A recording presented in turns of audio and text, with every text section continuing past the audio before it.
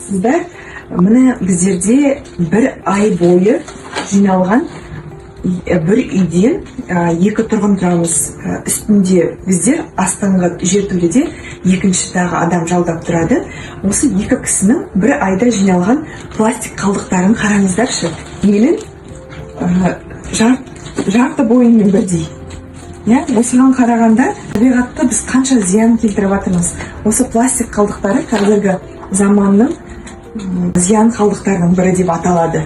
Осының барлығы уақ күйінде, ұсақталған күйінде әлемдік мұхиттарға түскенде, ол мұхит тұрғындарына, яғни түрлі ит балықтарға, түрлі балықтарға өзінің зиянын тигізеді. Міне мен сіздерге осы бір айда бір үйден бірақ екі тұрғын болғанда астымыздағы тұрғын жаңа келді. Ол тек әрі кетсе бір осындай ғана салған болар, ал қалғаны біздерден шыққан.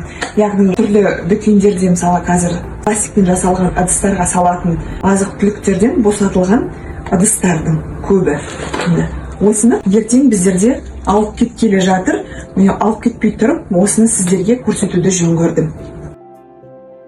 Мынандай пластик қалдықтары әдейі мынандай пластик пакетке салынады. Бұл пакет өте ұзын, көріп тұрсаңыздар. Мына осылай көшеге сүйей саламыз. Ал таңертең әр бейсенбі сайын біздерге келіп қоқыс жәшіктерін босатып кететін арнайы машиналар келеді. Мына осы пластик қалдықтары 2-3 жұмада бір жиналады, алып кетіледі. Осыған қоса біздерде ертең пластик қалдықтары және анау-мынау қалдықтарды алып кететін күн. Қазір мен түрлі қалдықтарды салатын қоқыс жәшігін де шығарамын. Алдында мен айтқан болатынмын, мына қара түсті ол анау-мынау қалдықтарды салатын жәшіктер. Яғни бұл жерге тамақ қалдықтары, қағаздар, сосын пластик қалдықтары салынбайды.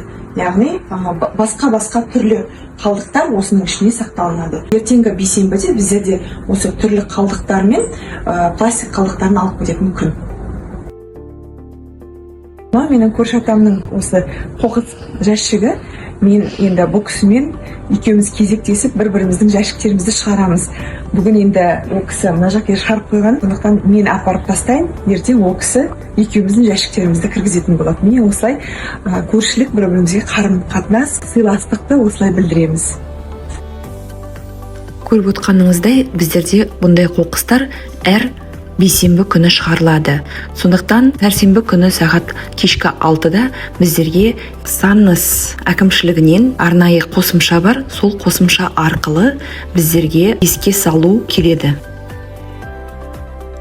Әр бейсенбі күні таңертеңгілік уақытта осындай қоқысты алып кететін машина келіп, жәшіктерімізді осылайша босатып кетеді.